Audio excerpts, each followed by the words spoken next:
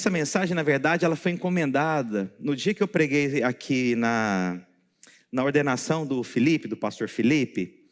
Eu mencionei algo e aí algumas famílias me pediram para eu pregar uma mensagem específica sobre esse tópico. E é engraçado que no dia que eu preguei aqui, algumas pessoas ficaram marcadas o que eu falei para o Felipe. Eu falei, olha, independente da pressão ou da situação que você viva, não minta para mim. E aí as pessoas falavam, o que Deus falou com você na pregação? O pastor Márcio não gosta de mentira. Mas não era isso. E eu falei algo na pregação que eu falei que todo homem de Deus, ele é tentado em 3 áreas. Sexo, poder e dinheiro. Os irmãos se lembram? Quantos estavam aqui nessa mensagem? E hoje eu fiz então essa dentro do avião, e assim, se tiver erro de português, os irmãos desconsiderem, tá ok? Eu vou mencionar então, vou pregar hoje sobre as 3 tentações que nós passamos, bem específicas. Pastor, a gente não passa outras tentações? Passamos, mas elas têm um peso, uma consequência diferente. Você sabe que pecado nós entendemos como pecado, mas existem consequências diferentes de acordo com o pecado. Existem vários pecados que a gente pode mencionar, mas a consequência de cada um, ele tem um peso. Então, esses aqui, ele tem um peso espiritual e eu quero falar sobre eles. Pai, em nome do Senhor Jesus Cristo, eu te peço graça. Que o Senhor derrame sobre nós, que o Senhor derrame vida sobre nós, fluir do Espírito, em o nome do Senhor Jesus Cristo. Vamos lá então, coloca o PowerPoint, o próximo. Os irmãos conseguem enxergar bem ou está pequeno? Tá bom? Eu que estou sem óculos, mas está aqui. Isso aqui foi uma observação que eu fiz, baseada em experiências e situações da minha própria vida. Se você quer saber o que tenta dominar você, descubra o que sente proibido de criticar. Aquilo que às vezes você se vê limitado para criticar, para falar, é porque na verdade você está preso em alguma coisa semelhante. Então aquilo que você se sente proibido de criticar, de ouvir, de confrontar, de aproximar, conversar ou até comentar, isso é algo que você vai sendo preso a isso. Nomes que você não pode comentar. Se você está numa mesa e algum nome não pode sair da sua boca, porque aquilo pode ser que as pessoas façam uma leitura, é porque alguma coisa está mal resolvida no seu coração. Geralmente nomes, pessoas, lugares, situações, circunstâncias das quais você não fala com os outros, o faz porque no fundo você tem algo mal resolvido ou escondido. Daí você molda conversas, meias verdades para evitar confrontos ou porque é favorável a você. Muitas vezes isso ocorre para esconder ou para continuar no pecado com justificativas que lhe permitam viver uma vida dupla. Então vamos supor, você tem problema com bebida. Você está num lugar que as pessoas estão falando de bebida. Às vezes você não fala o que você pensa porque você é favorável à bebida. E você quer continuar na prática da bebida. Ou você tenta diminuir a consequência do pecado. Não é bem assim. Tem uma outra forma de se enxergar. Por quê? Porque você está preso no pecado. Pecado causa isso. Aquilo que você então não consegue, não tem liberdade de confrontar, é porque no fundo você está preso em alguma área. E assim, irmãos, uma palavra dessa, eu não estou aqui para julgar você, mas essa é uma palavra também de alerta na minha vida. Amém? Então eu quero que você receba essa palavra. Você recebe essa palavra? Glória a Deus, então. Então pode abrir para mim, vamos lá então. Esse é o versículo base que eu peguei. Pode continuar, irmãos. Os irmãos, na hora que perceber que eu já terminei, pode ir para o próximo slide. Se precisar voltar, eu volto. Essa é a passagem a qual eu estudei. Eu fui estudar o livro de Tiago. Eu fui estudar para poder entender melhor, que fala muitas coisas sobre isso, né? Timóteo faz uma pequena menção e eu li de forma repetitiva, mas aqui em 1 João capítulo 2,16, foi aonde eu consegui enxergar de uma forma mais clara para passar para a igreja. Então realmente eu estudei para poder fazer isso para vocês. A Bíblia diz o seguinte: porque tudo o que há no mundo, a concupiscência da carne, concupiscência dos olhos e a soberba da vida não é do Pai, mas do mundo. E aí o engraçado é que para falar da carne e dos olhos, ele usa duas palavras. Mas na hora que ele fala da vida, ele usa uma outra palavra diferente. Concupiscência e soberba, eu fui olhar no original o significado dela. E o engraçado é que quando a gente olha, parece que é a mesma coisa, mas ela tem pesos diferentes. Então, para a carne e para os olhos, Deus coloca concupiscências, mas sobre a vida, Deus coloca sobre a soberba. E o original dessas duas palavras, eu coloquei aqui para você. Concupiscência significa desejo por aquilo que é proibido. Mas a soberba é uma certeza vazia, arrogância, que confia no seu próprio poder, no seu recurso e na sua capacidade. Agora vamos tentar ler essa passagem colocando o original para você entender? Olha só, tudo que há no mundo que tem desejo por aquilo que é proibido é da carne. Tudo aquilo que tem desejo proibido vem dos olhos, mas aquilo que é arrogância, confiar no seu próprio poder, envolve a sua vida. Vocês entenderam? Então tem esses 3 pontos aqui, e eu fiz uma questão para poder diferenciar tópico por tópico. Glória a Deus. Está claro até agora? Só estou explicando para começar a pregação. Vamos lá para o próximo slide então. Primeira coisa que eu quero ensinar para vocês é diferente você ser tentado e você pecar.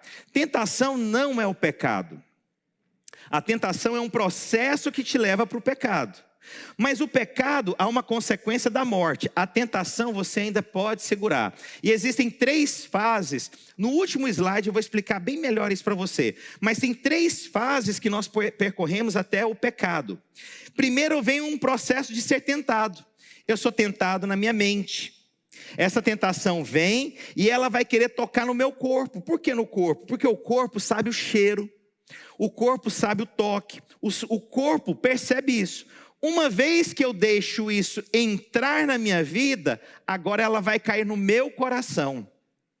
E a Bíblia fala agora que se você olhar de uma forma impura para uma mulher, você já pecou. Porque já entrou no seu coração de uma forma diferente.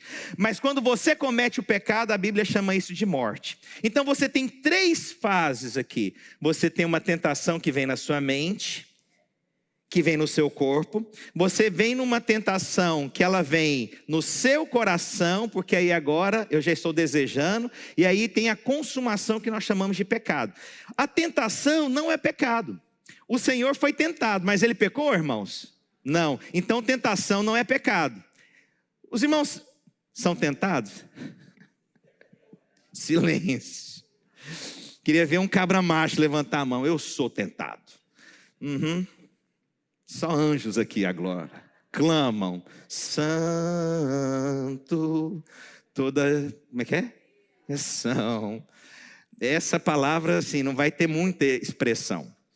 Mas a tentação ela vem, mas ainda ela não é pecado. Nós precisamos existir. Glória a Deus. Claro até aqui? Então vamos lá agora sobre o próximo tópico. Vamos lá. Tem que caminhar comigo agora, hein? Ok. Então, de forma clara, olha aqui como que eu desenhei o versículo para você entender. A concupiscência da carne podemos relacionar ao desejo sexual desordenado. Por que eu coloquei desejo sexual desordenado? Porque o sexo é de Deus. Mas quando ele passa a ser desordenado, não procede de Deus. Então, aquilo que acontece na carne, que é mencionado em João, significa algo, então, desejo sexual desordenado. Então, por isso que nós colocamos que é aquele desejo inconsequente, que às vezes vem no nosso coração, ele, então, está relacionado a esse desejo da carne. Concupiscência dos olhos. Podemos associar ao desejo de coisas materiais e riquezas. Quando eu olho alguma coisa, aquilo parece que eu desejo aquilo de uma forma desordenada. Por que eu falo de forma desordenada? Porque não tem problema ter dinheiro. Não tem problema você ser rico. Não tem problema você desejar uma casa. O problema é o que é aquela fonte no seu coração. É quando você deseja alguma coisa além do que deveria. Então os desejos dos olhos é aquilo que você é atraído por conta de riqueza, por conta de materiais. Mas não é errado, mas a gente vai falar que ponto que é o limite. E a soberba da vida, podemos relacionar ao poder, orgulho, inveja e comparação. E aí eu vou começar de trás para frente. Eu vou começar com a soberba da vida, vou passar pela concupiscência dos olhos e deixar a concupiscência da carne por último. Vamos lá para o próximo. A soberba da vida, podemos então relacionar o poder, o orgulho, a inveja e a comparação. Tiago capítulo 4, versículo 6 diz o seguinte: Deus resiste aos soberbos. O que é o soberbo? É aquele que acha que sabe tudo, que faz tudo, que o mover de Deus é feito nele, que sem ele nada o Senhor poderia fazer. Isso facilmente entra no coração de um líder. Achar que é porque eu sou muito bom. Essa igreja cresce porque eu sou muito boa. A obra nos Estados Unidos cresce porque eu sou um grande líder. Aí essa arrogância vai tomando lugar no meu coração. E uma coisa, irmãos, nós precisamos tomar cuidado com pessoas próximas da gente. Porque as pessoas chegam na gente enviadas do diabo e não percebem. Fala, pastor, sem você essa igreja não seria nada. Pastor, eu até gosto do pastor fulano de tal, mas você é o pastor que mora no meu coração. A pessoa não percebe, ela acha que essa sinceridade provém de Deus. Na verdade, ela está despertando uma comparação entre pastores. Isso é maligno. Isso é maligno. Quando a pessoa faz isso, a gente precisa ensinar, falar, olha, só existe um bom, e o nome dele é o Senhor Jesus. Olha só, soberba, aí eu coloquei aqui agora para vocês entenderem.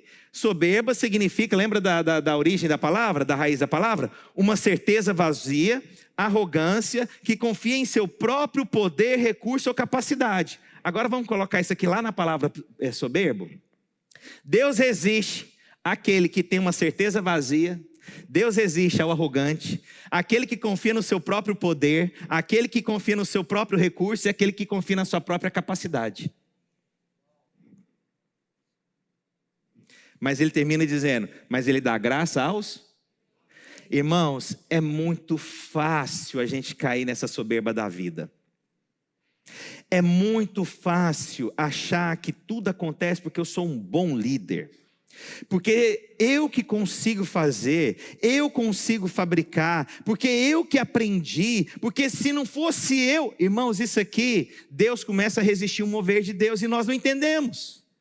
Aonde que está o problema? O problema está na liderança, por isso eu falo, o problema muitas vezes está no homem da casa, naquele que deveria se posicionar, mas o coração dele é arrogante, o coração dele começa a resistir à própria esposa, como se a esposa fosse uma analfabeta que não sabe nada e que tudo depende dele.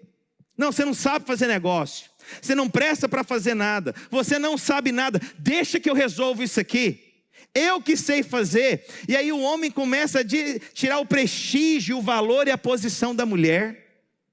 E aí começa alguma coisa a resistir na casa e a pessoa não percebe. Ou pode ser o inverso. A mulher se acha muito melhor que o marido. E aí ela começa a achar que o marido não é tão bom, ela que toma as decisões, porque se não fosse ela, a soberba no coração dela começou a entrar e ela não percebeu. Ela começa a acusar o marido, ela começa a querer no carro falar para onde que ele tem que ir, ela vira o GPS dele. Tem mulher que faz assim, o marido sai de casa, ela sabe que ele está indo para o Walmart. Aí ele pega um caminho diferente, a mulher, onde você está indo? Sabe onde é que está indo.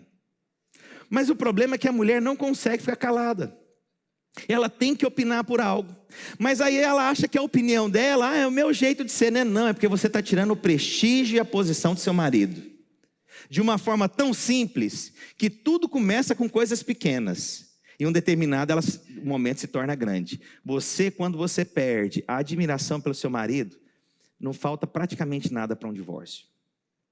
O último estágio, se você perguntar, pastor, qual que é o estágio mais sério de um casamento? Vou te falar, irmãos, por incrível que pareça, não são as mentiras até então, não é o desrespeito, mas o último estágio para um divórcio, de todos os casamentos que eu percebo, é quando termina ou acaba a admiração pelo cônjuge. Quando chegou nesse nível, todo o resto já aconteceu. E você vai tirando o brilho da posição por conta de uma liderança que você acha que tem, mas você não está sabendo lidar com ela. Então, todos os homens de Deus vão passar por esse teste do poder, do orgulho, da inveja. Nós não assumimos a inveja. Hoje está muito em alta falar inveja santa. Nossa, eu tenho uma inveja santa. Inveja santa? Até para poder pecar, você está sendo espiritual, cara. Tem uma inveja santa da sua casa. Olha, eu tenho uma inveja santa do seu carro. Nossa, eu tenho uma inveja santa da sua pulseira. Eu tenho uma inveja santa da sua roupa. Eu tenho uma inveja santa do seu prédio, pastor Márcio. Eu tenho uma inveja santa do prédio que você comprou. Eu tenho uma inveja santa do mover de Deus que está... Inveja santa. Capaz, se você der um comando, sai em nome do Senhor Jesus, você fica possesso santo. O poder, o orgulho, a inveja. E tem uma outra coisa perigosíssima na vida de um homem, a comparação. O que é a comparação?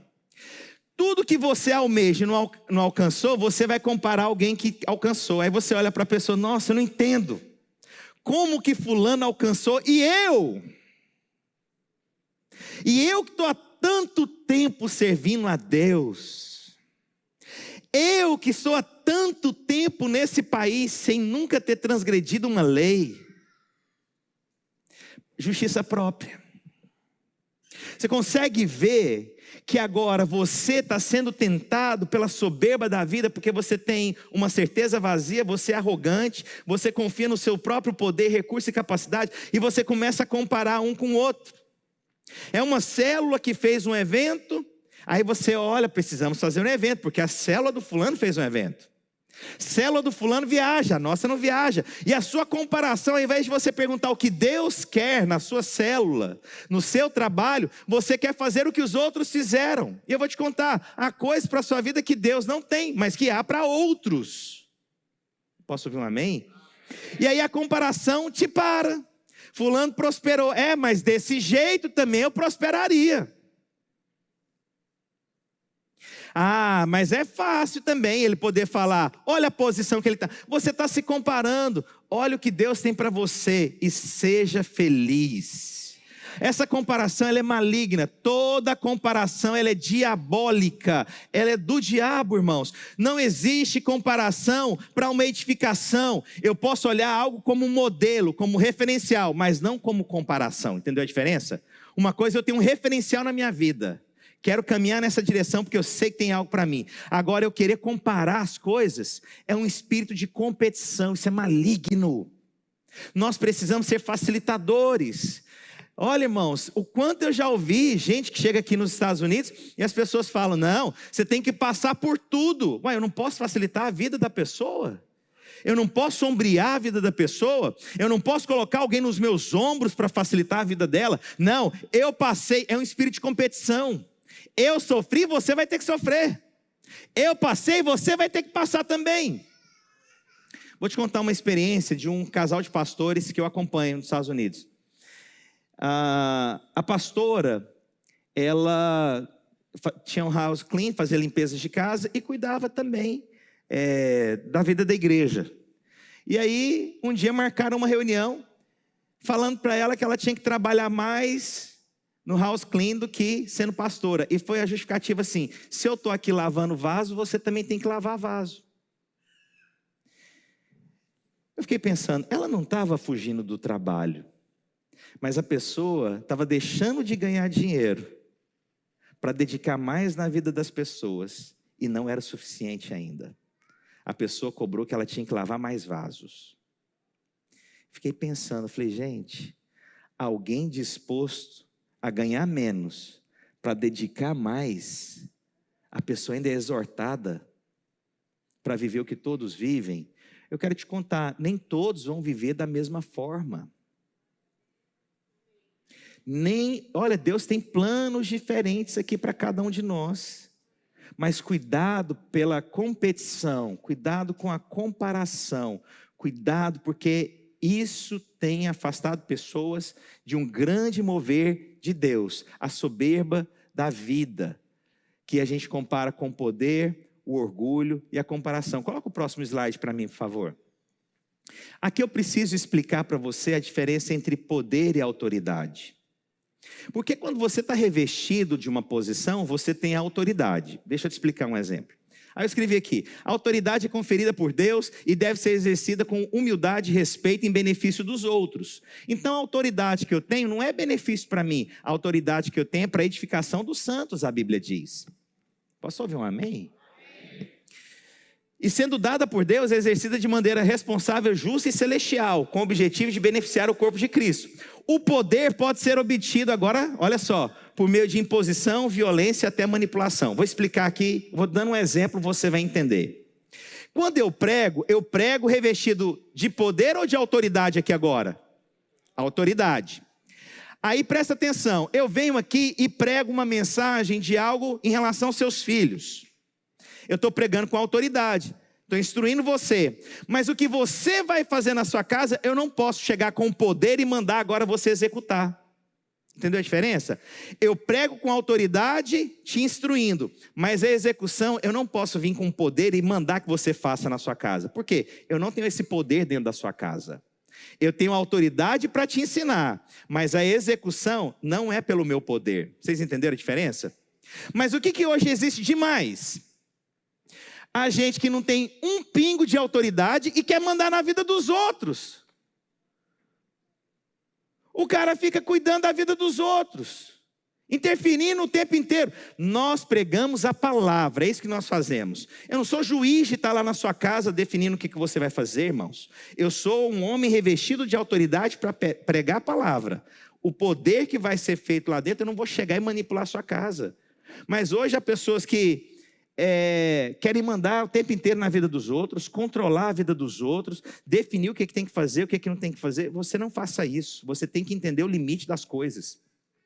Eu sou um homem revestido de autoridade, mas eu não posso definir o que você vai fazer na sua casa. Vocês entenderam a diferença entre a autoridade e o poder? Você tem que entender isso. Então, quando eu prego revestido de autoridade. Agora, se você vai viver isso ou não, é uma escolha sua. Eu não posso definir por você. Glória a Deus. Entendeu a diferença em poder e autoridade? Glória a Deus. Próximo. Olha só o que diz lá em Tiago, capítulo 4, versículos 1 ao 3. De onde vêm as guerras e peleja entre vós? Porventura não vem disto? A saber dos vossos deleites e nos vossos membros que guerreiam? Cobiça e nada tem. Desejo o que é do outro. Quer tomar o que é do outro. Inveja, cobiça. Você não vai alcançar nada na sua vida, a Bíblia diz. Combateis, guerreais e nada tens, porque não pedi. Você não sabe pedir, você só sabe entrar em demanda com os outros. Ao invés de você pedir para quem resolve, você quer tomar de outros as coisas que eles têm. Pedi e nada recebeis, porque você pede mal, para você gastar em vossos deleites. Próximo. Agora a gente vai falar sobre questões materiais. Vocês entenderam a questão do poder? Entendeu a comparação, a inveja? Deus está falando com você alguma coisa?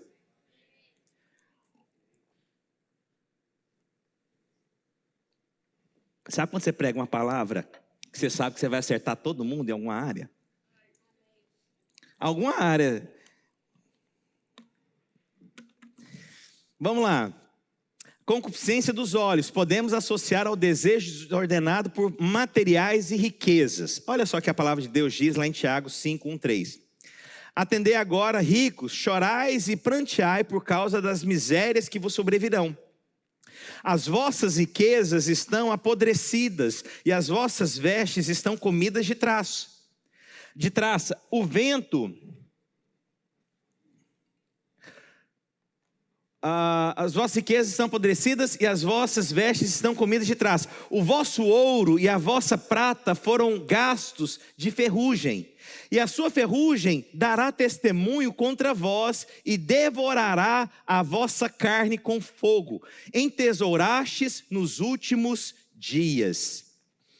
Que quando a gente lê essa passagem, a gente pode ser tentado a pensar o seguinte: poxa, então quer dizer que eu não posso ficar rico? Não, de jeito nenhum, você pode ficar rico.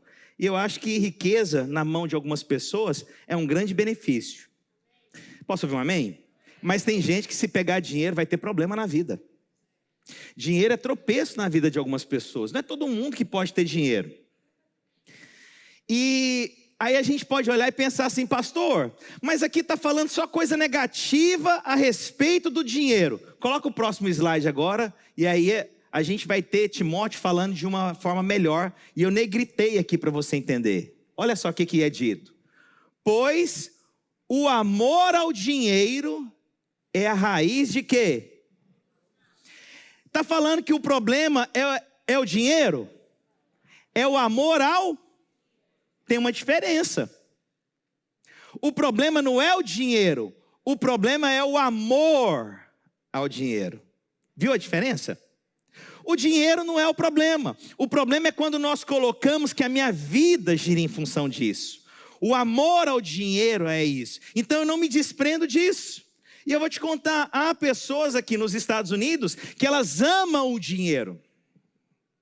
O dinheiro é um servo para você desfrutar, não é para você servi-lo. É uma diferença. O amor ao dinheiro é quando você, tendo dinheiro para poder desfrutar, sair com a família, fazer algo, você pensa: vou gastar muito.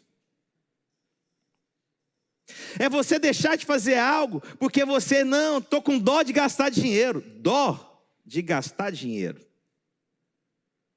Quando você ama mais o dinheiro do que desfrutar com a sua família. Quando você ama mais o dinheiro do que desfrutar com qualidade nos Estados Unidos. É quando você ama mais o dinheiro do que abençoar alguém que necessita. É você o tempo inteiro: eu vou deixar de sair com algumas pessoas porque essa conta pode ficar cara. Aí você está falando no mundo espiritual que você ama o dinheiro. E aí nós temos um problema. Porque aqui é a raiz de todos os males, o amor ao dinheiro. O problema não é o dinheiro, é o quanto você o ama. Conseguiu ver agora a diferença? Então, prosperar é de Deus? Quantos creem que prosperar é de Deus? Fazer bons negócios é de Deus? Só quem falou amém vai prosperar.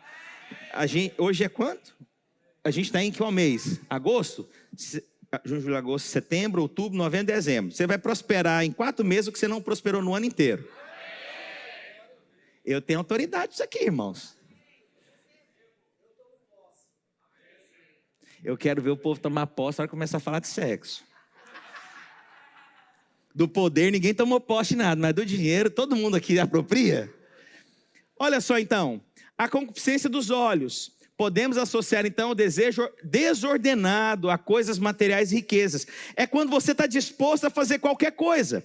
Você passa por cima da sua índole, você rouba, você faz pequenos negócios querendo tirar vantagem o tempo inteiro das pessoas. Você se torna um aproveitador. Você não mede, você não avalia, você suga tudo que as pessoas têm. Isso aqui por conta de finanças. Irmãos, o Senhor sempre teve o suficiente para tudo que Ele desejou enquanto caminhou nessa terra. Por que você acha que você não vai ter? Por que você acha que você não vai desfrutar disso? Mas o problema está em relação ao nosso amor ao dinheiro. Quando nós presenteamos as pessoas, nós estamos falando que o meu coração não está preso ao dinheiro. Tem marido que não dá nenhum bombom para a esposa. Não, é sério, irmãos. Quando você faz algo para alguém, você demonstra o quanto você ama. Sabia disso? Qualquer atitude que você tem. Esses dias eu estava olhando joias, eu fiquei, gente, eu vi uma joia de $16.500. É caro. A gente está falando de R$100.000, você compra uma casa no Brasil. Quantos gostariam de receber uma joia aqui? Abatido, amém. Abatido. Aí eu te pergunto, quando você dá uma joia, você fala o quê? Você está demonstrando o quê? Generosidade. Você está demonstrando amor ao dinheiro? Sim ou não? Não. Mas você está mostrando que aquela pessoa é preciosa, é ou não é? Você gostou, amor, do presente? Deixa pensar que é 16 mil aí. Queima meu filme, não. Deixa eles acharem que é 16 mil. Por que você falou que não era 16 mil? Edita depois essa parte da interferência da minha esposa na minha pregação. Olha, quando você presenteia alguém, você mostra o que aquela pessoa vale para você. Sim ou não? Então, pelo amor de Deus, para de dar meia final de ano para seu pai.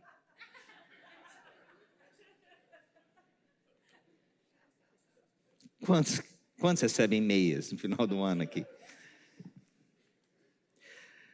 O amor ao dinheiro é raiz. Algumas pessoas, por cobiçarem o dinheiro, desviaram-se da fé e se atormentaram com muitos sofrimentos. Olha que coisa interessante. Você tem noção quantas pessoas... Vou dar um exemplo aqui, tem nada a ver com a família aqui, pelo amor de Deus. Quantas pessoas mudam só por causa do dinheiro? Você conhece gente que mudou falando assim, lá no norte ganha mais? Sabe o que essas pessoas estão falando? Olha só. Algumas pessoas, por cobiçarem aonde tem mais dinheiro, desviaram-se da onde? Da fé. O dinheiro tomou o lugar da fé.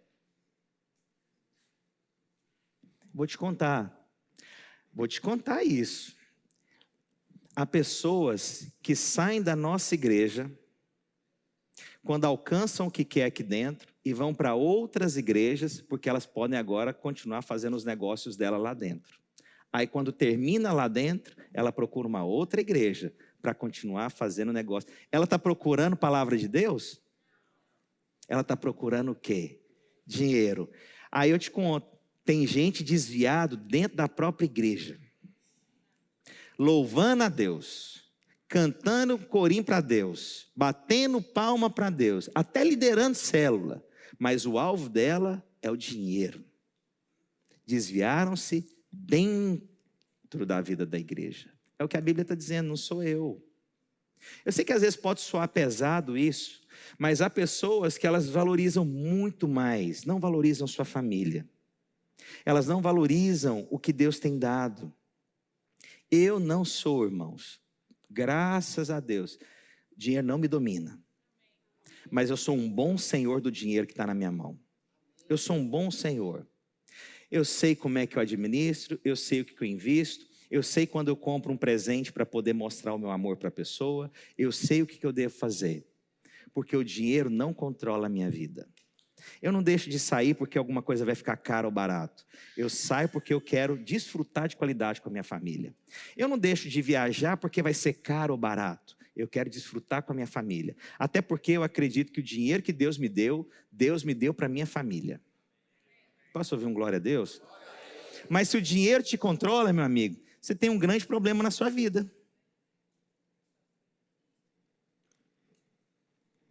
Próximo. Aí aqui agora a gente chega na última concupiscência. Podemos relacionar ao desejo sexual desordenado. A Bíblia diz, em Tiago capítulo 1, versículos 14 e 15. Cada um, porém, é tentado. Lembra que eu falei que existem 3 fases da tentação até a queda? Tentação, tentado, deixou cair no coração um processo e o último é o pecado. Aqui esse versículo fala melhor.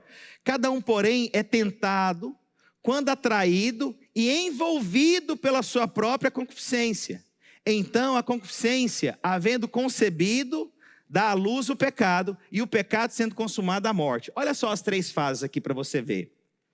A primeira delas, porém cada um é tentado quando atraído e envolvido nos seus próprios desejos. Então é o primeiro nível de tentação.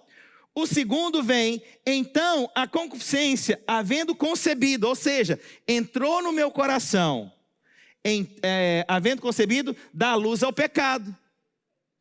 Por quê? Porque agora eu já desejei, a Bíblia fala sobre isso. E o último estágio e o pecado consumado, consumou, a Bíblia fala o quê? Gera morte. Pastor, estou no primeiro estágio. Segura, segura. Pastor, caminhei no segundo estágio. Olha, eu sei, mas ele tem um nível de consequência diferente do primeiro. Esse segundo tem um nível de consequência. Mas se eu consumo, a Bíblia definiu algo ali. O que ela fala? Gerou o quê? Morte. Pastor, o segundo nível tem consequência? Tem. Mas não é igual ao terceiro.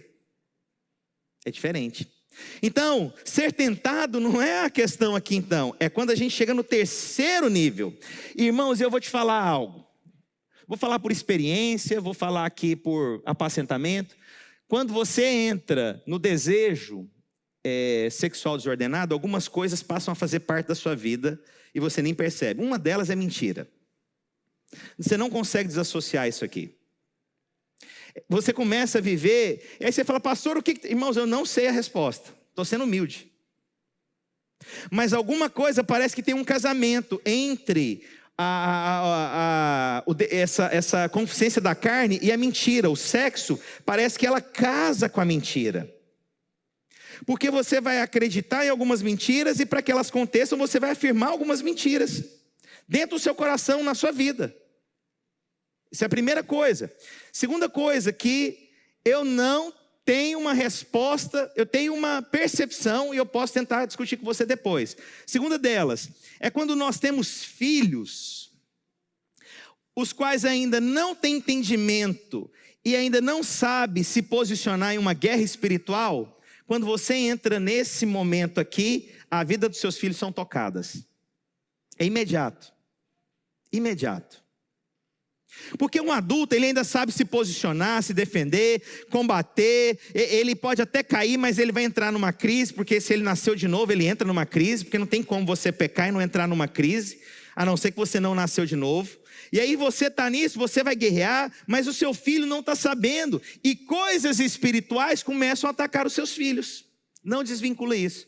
Então olha, mentira começa a associar e filhos são bombardeados por conta dessa brecha aqui, de uma forma, irmãos, que assim, a gente não consegue mensurar, e às vezes coisas que você vê, principalmente quem nasce de novo sabe, tem alguma coisa espiritual e você sabe que a brecha é você. Não vou pedir para levantar a mão, porque aqui agora já está constrangedor. Situações as quais você começa a permitir. Vou te contar algumas experiências de aconselhamento para vocês entenderem. Então, nesse momento aqui, a pessoa, ela está vivendo na concupiscência da carne. Então, tudo ela projeta em função para que ela caia. Mas só que ela não cai sem antes buscar uma justificativa. Por que ela está caindo? Quais justificativas geralmente as pessoas colocam? Elas põem assim: puxa, eu estou cansado. Eu estou cansado de fazer e não ser correspondido. Ela procura o quê? Uma justificativa para a execução do pecado. Por quê? A pessoa não acorda e fala, eu vou pecar porque eu quero pecar. Não, ela começa a procurar justificativas. Minha esposa não me procura sexualmente. Eu vou procurar alguém que me deseje. Meu marido não me procura com tanta intensidade. Então, para eu viver uma vida aqui, eu vou procurar alguém que me satisfaça. E você começa a procurar coisas justificativas. Ah não, eu errei porque ontem eu bebi demais e quando eu vi, eu tinha caído sexualmente. Até um momento que você começa a viver sem nenhuma justificativa e você só passa a planejar como é que vai ser a sua vida sexual fora do casamento. Por quê? Não, porque é só porque eu quero. Já não tenho mais justificativa. No início as justificativas consolidam o que você faz. Depois você começa a viver dessa forma. Então, há pessoas que falam que vão trabalhar e não vão trabalhar. Elas vão para um hotel com a pessoa que ela decidiu cair. Há pessoas que se vai ficar mais tempo, ela pega um Airbnb para poder ficar mais tempo. Porque aí qualquer hora é o horário de encontrar. E a pessoa já não vê mais. O pecado, ele causa indiferença. Não tem mais problema. Porque já não tem mais a sensibilidade. Não tenho mais sensibilidade. É gostoso. Ah, que mal que eu estou fazendo? Estou fazendo mal para ninguém, é só para minha satisfação. Irmãos, e a história, ela se repete, e ela se repete, e ela se repete. Até um ponto que a pessoa que está no pecado, ela começa assim, não, eu vou ter um bom casamento de aparência, eu vou ser um bom roommate.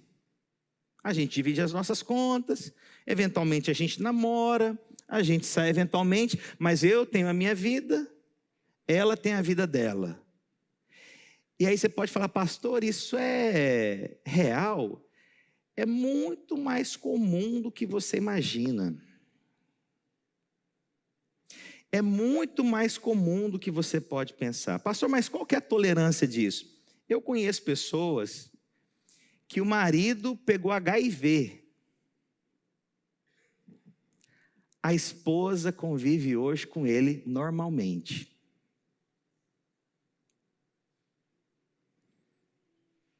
E eu vou te contar, HIV não escolhe cara, não escolhe cor, dinheiro, não escolhe. Mas o que leva a pessoa a chegar nesse nível? Eu vou te falar, irmãos, sou contra divórcio, sempre contra divórcio, mas nós somos pela vida. Você não pode aceitar algo nesse nível.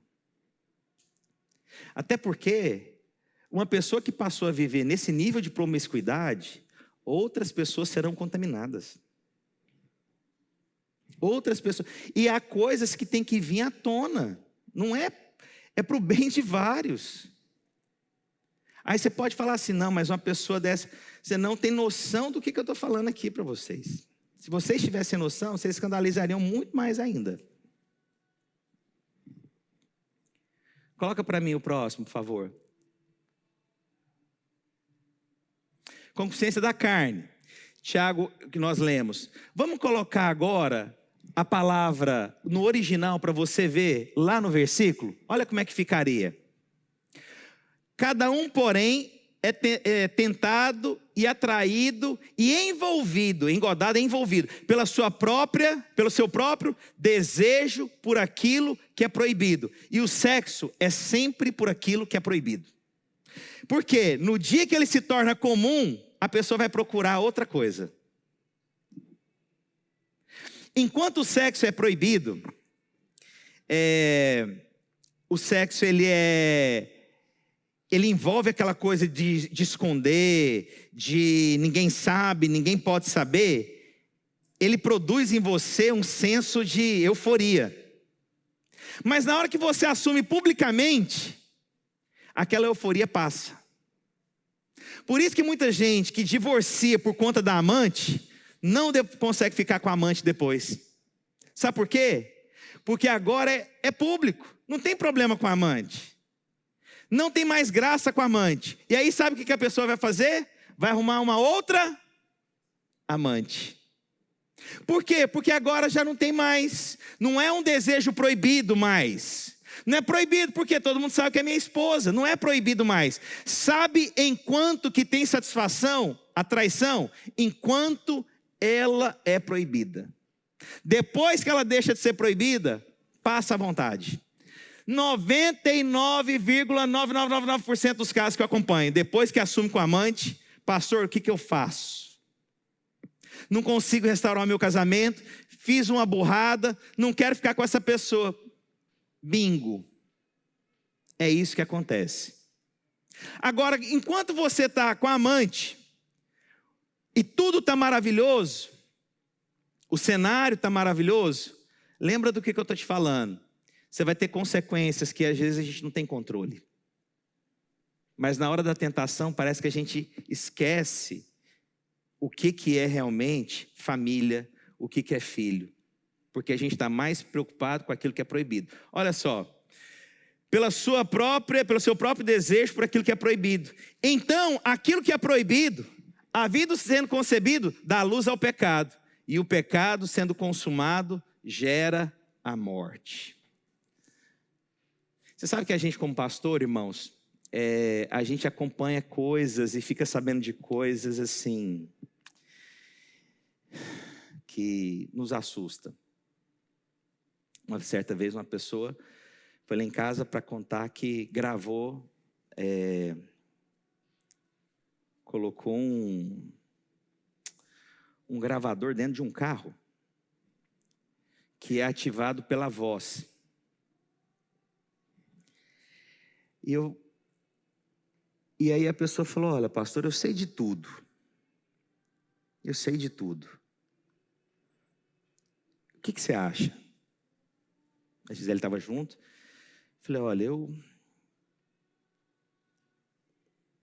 acredito na restauração. Peço perdão, né, diante de Deus por o que a pessoa está fazendo. Aí você pode falar: pastor, então eu tenho que perdoar a traição? Olha, é um caminho mais nobre, mais elevado, mas não é fácil. Você imagina uma esposa que sabe tudo, os nomes, os detalhes, e a pessoa gravou, parece que 72 horas de áudio. Foi isso mesmo? Quantas horas de áudio? Não lembro mais não, né? E a pessoa começou a me perguntar coisas que eu fui ficando constrangido. E eu não tinha resposta mais para a pessoa. Eu só podia falar numa coisa. Falar: Deus é bom, Deus restaura. Perdoe quem te machucou. E perdoe as pessoas envolvidas. Aí você pode falar: pastor, é fácil? Não é fácil. E aí você passa a viver uma vida. Você imagina você olhar para alguém que você sabe que te traiu? E o pior, saber com quem te traiu? É fácil, irmãos? Não é. Mas só tem um caminho de restauração, irmãos. É o perdão. E começar um processo de novo. Último slide para mim, por favor. Acho que é esse, né? Esse é o último mesmo? Já era o último? Então, nós temos aqui, baseado em Tiago, nós temos 3 etapas aqui. Nós temos a tentação. Nós temos, se nós permitimos a tentação, e nós temos o pecado. Ser tentado, você vai ser tentado na sua mente, no seu corpo. Se permitir a tentação, ela entra no seu coração e ela está agindo na sua mente. Mas o pecado consumado, ele gera a morte.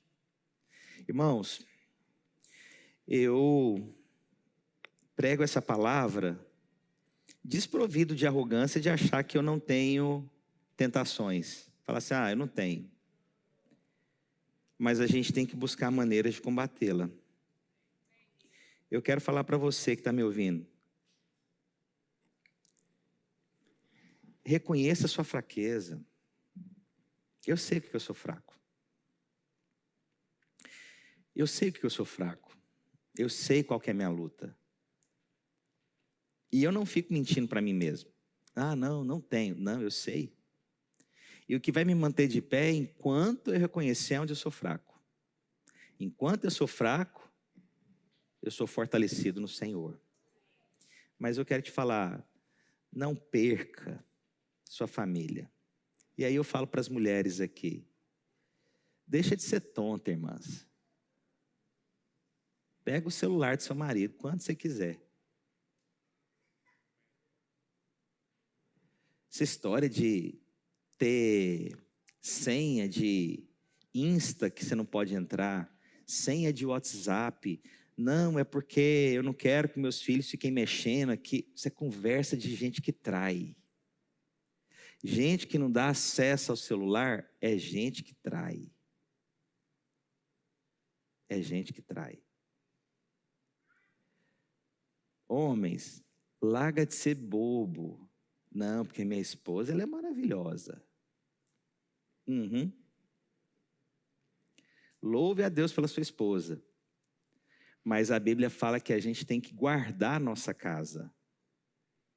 Dá brecha para você ver se não arruma uma outra pessoa. Nossa, pastor, Deus que me livre a pregação de hoje.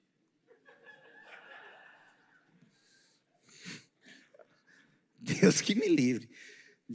Não vou nem almoçar, já vou brigar. Já vou brigar. Eu quero saber, você está conversando com quem? Vou jejuar. Não, jejuar e pegar o telefone.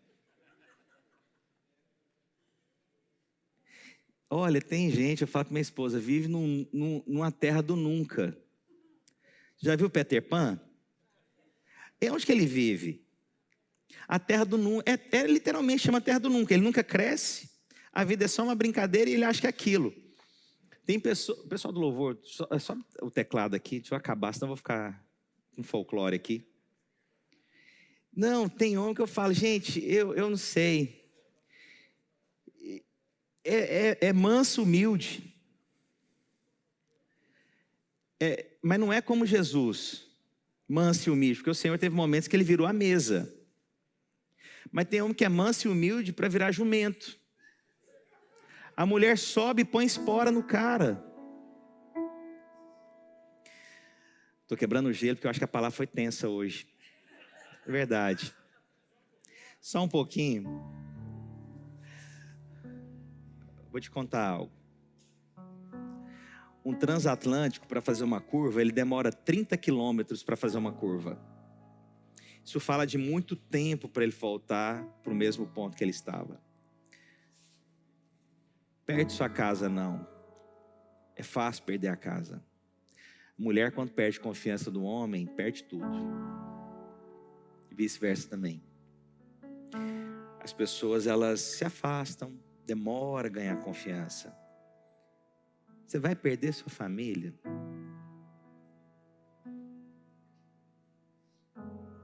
É fácil a gente perder, irmãos. Muito fácil. Muito fácil perder minha família, irmãos. Hoje, se nós, de pastores, caímos aqui, a gente acaba com uma igreja. Não é só uma casa. É uma igreja, é uma obra. Certa vez eu falei para um pastor, foi ele e a esposa lá em casa. Falei, irmão, medo que eu tenho na sua vida é nessa área. Você tem uma necessidade de dinheiro e você tem um problema grave com mulher. Falei para um pastor.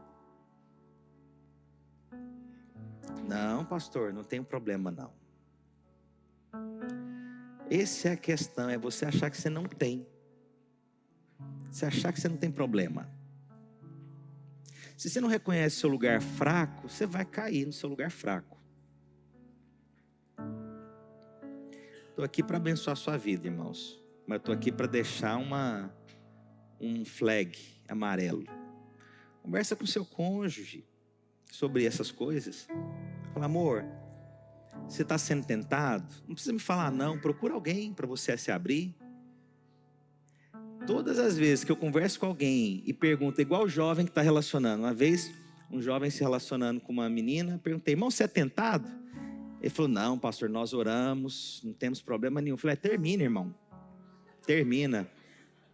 Mas você não é tentado com a menina que você está se relacionando, tem um problema.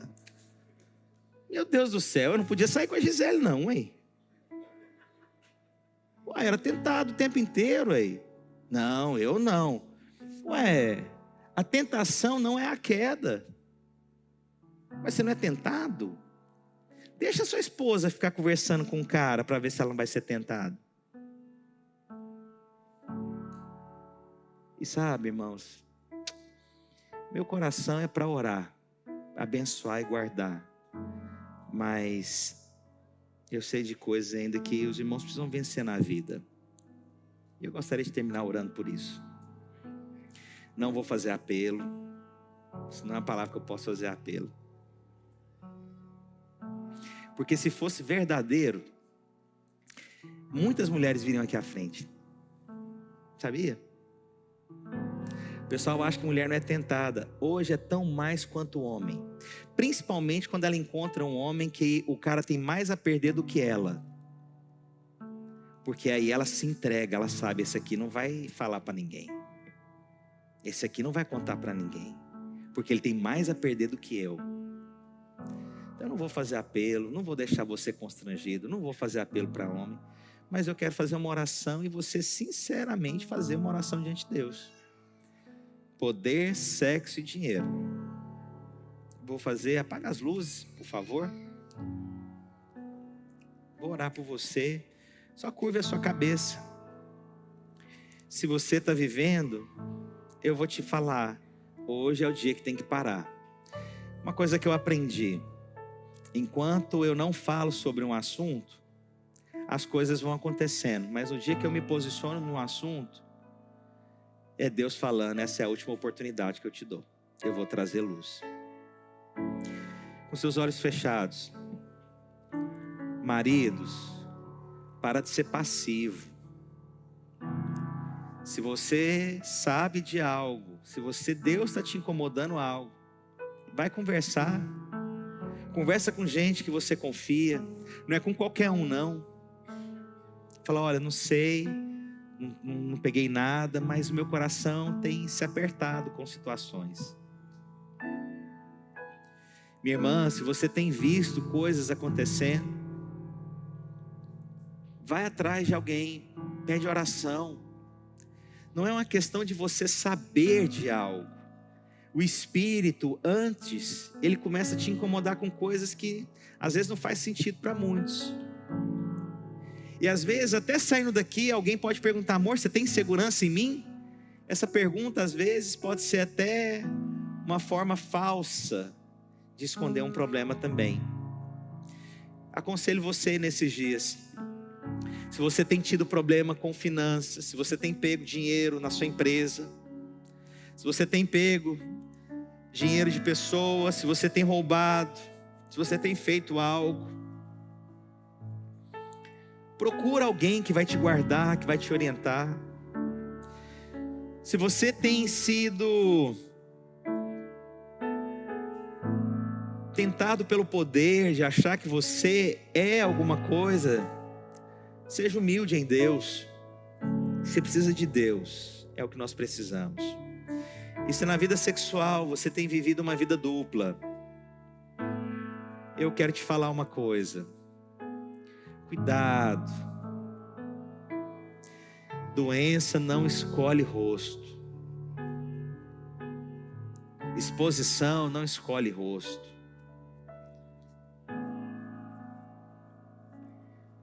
Você vai perder não só a sua família, você perde também a sua dignidade junto. Você perde a sua posição junto. Cuidado, muito cuidado.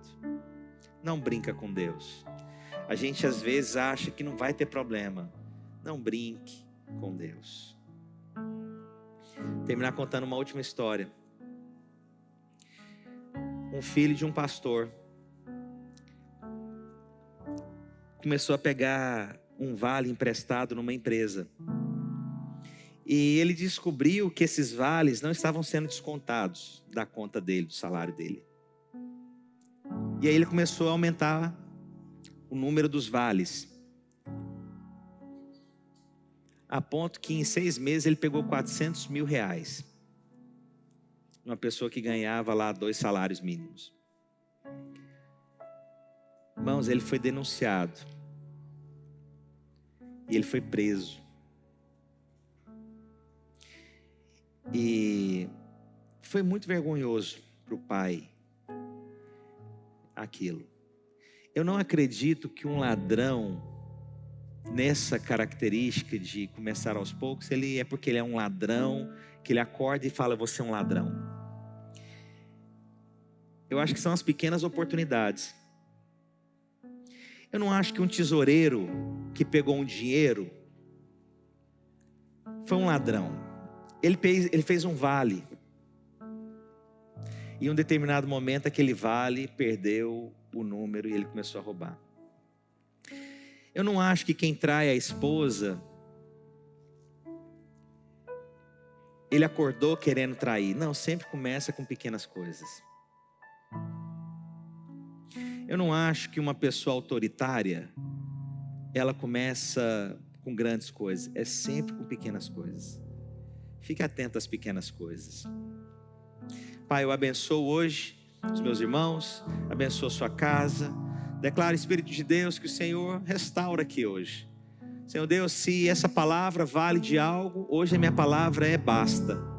Basta, Senhor Deus, de deixar que essas coisas dominem. Eu quero abençoar você, eu quero abençoar sua casa. Eu quero abençoar sua descendência. Quero abençoar seus projetos. Eu quero abençoar a sua vida em o nome do Senhor Jesus. Se você está com seu cônjuge, fala no ouvido dele, no ouvido dela. Fala, olha, só fala assim, me perdoa, eu quero estar com você todos os dias. Pode falar um para o outro, mas depois não fica perguntando o que é o perdão que você está falando não, tá? Glória a Deus.